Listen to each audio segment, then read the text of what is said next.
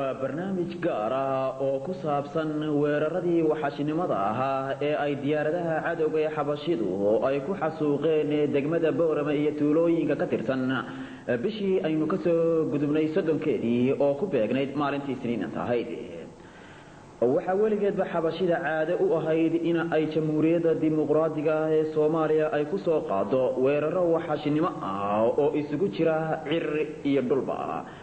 taliska amxaarada ee macangaga ahi waxa uu bishii aynu soo dhaafnay soddonkeedii ee maalintii isniinta ahayd weeraro cirka ah ay ku soo qaadeen diyaaradihiisa dagaalka oo noocooduna uu ahaa MiG-22 iyo MiG-23 degmadaasi Boorama iyo tuulooyin la xiriira duulimaadkaasi gardarrada ah waxay diyaaradaha dagaalka ee xabashidu halkaasi ay ku burburiyeen guriyihii dadweynaha iyo dugsiyada hoose dhexe ee degmadaasi Boorama iyagoo oo si xun oo waxashnimo ah oo ka baxsan bini'aadnimada u garaacay gaar ahaan bartamaha magaalada Boorama waxaana tirada guryaha ee ay cabdaaduqaha ay ka dhigeen diyaaradaha dagaalka fartamadooduna ay tahay ruushka lagu sameeyay MiG-22 iyo MiG-23 ay dhan yihiin tirada guryaha ay baabiyeen 70 guri diyaaradaha cadowgu waxay halkaasi ay geysteen oo kale khasaarooyin kale oo isugu jira dhimasho dhaawac iyo khasaarooyin kale oo mood iyo noolba leh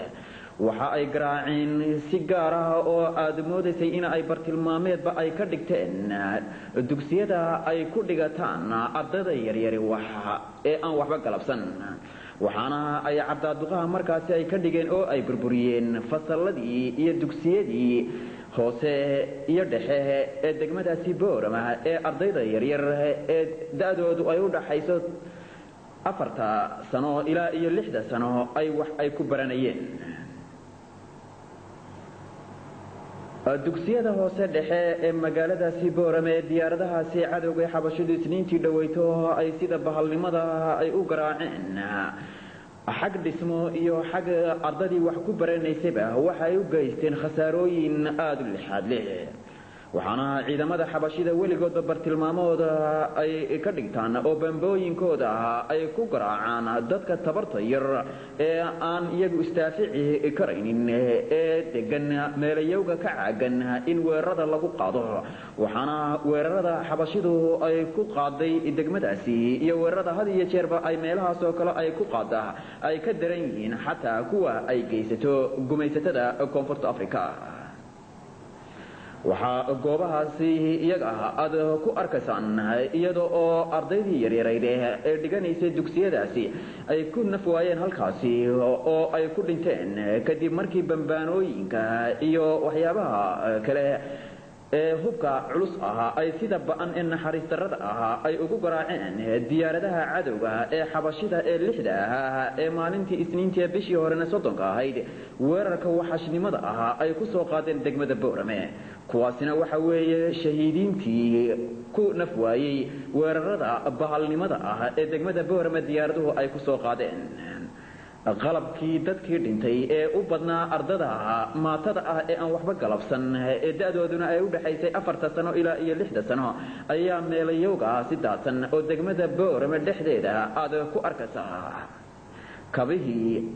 iyo qalmaantii iyo buugaagtii ay ardadu ay wax ku baranaysay iyo dharkoodii xataa ayaa daadsan meel kasta iyadoo oo dhiigu uu ku dulda muuqan yahay taasina aad arkayso in xabashidu ay had iyo jeer ciidamadeeda iyo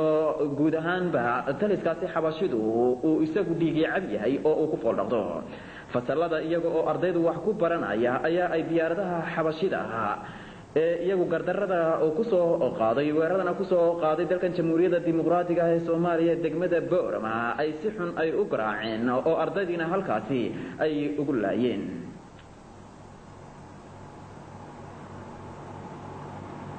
tirada dadka ilaa iyo haatan ku dhintay ee weeraradaasi iyagu ku nafwaayay ee ardayda u badnaa fasalladooda wax ku baranayay waxa ay gaarayaan 66 ruux iyada oo isla mar ahaantaasina ay ku dhaawacmeen dhaawacyo isugu jira kuwa fudud iyo kuwa culusba dad gaadhaya 107 qof isla mar ahaantaasina 70 guri halkaasi ay cadaaduqaha ay ka dhigeen diyaaradahaasi xabashida ee bahalnimada u soo weeraray degmada Boorama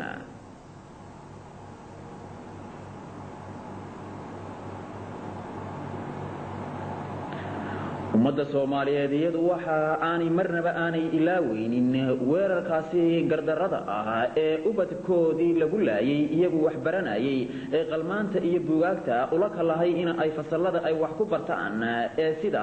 damaca iyo kibirka ah ay xabashidu ay weerarka ay ugu soo qaaday hase yeeshee waxaana ay tahay mid geesinimo iyo midnimo ummadda Soomaaliyeed arrintaasi ku abuuraysa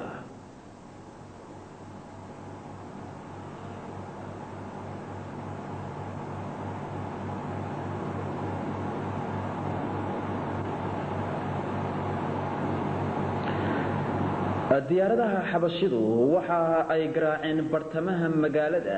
iyadoo oo dukaamadii meelihii dadku ay baayac mushtarka ay ka samaysanayeen iyo guryihii kale ee hooyga ahaab aanay meel ay dhaaftay aanay jirin ee meel kastaba ay la eegteen bambooyinka iyo hubka kaleba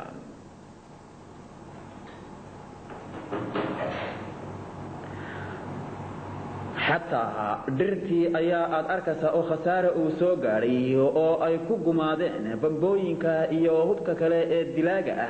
ديارة هاسي أي سيدا بأن وحشني مد أي أتوريين أي ولد عين مجال بورم برتمهيدا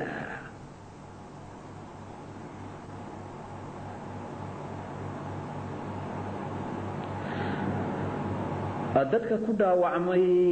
weeraradaasi diyaaradaha xabashidu isniintii dhaweed ay ku soo qaadeen degmada Boorama waxa ay u kala baxayeen dad iyagu dhaawac culus ahaa iyo kuwa fudud kuwii iyagu dhaawac fudud ahaa waxa loo daayay cisbitaalka magaalada Boorama iyadoo halkaasi loola gurmaday wixii daawooyin iyo taakulayn ahaa oo gobolka iyo dawladda Soomaaliyeedba si weyn shacbiga dawladba la isaga xil saaray iyadoo oo si hagar la'aan loogu daaweynayo cisbitaalka degmada Boorama oo ah ka imaka hooyo iyadu ilmaheedii inta ay u dirtay dugsigii haddana la kulantay ilmaheedii oo diyaaradaha xabashidu sida xun ay u garaaceen oo haatan dul fadhida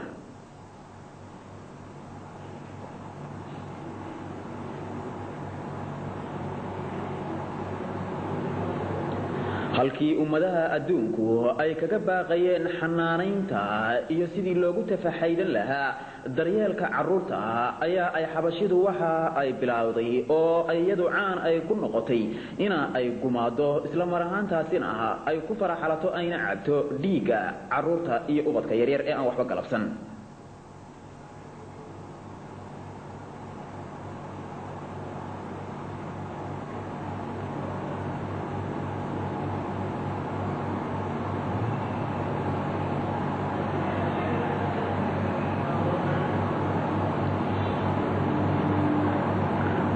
dhakhaatiirta iyo kaaliyayaasha iyo guud ahaanba howlwadeenada gobolkaasi waqooyi galbeed ayaa iyagu si weyn isaga xil saaray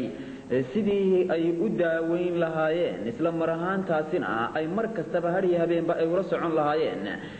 dadka ku dhaawacmay ee carruurta ah goobahaasi isla mar ahaantaasina sidii loo badbaadin lahaa intii kraankooda ah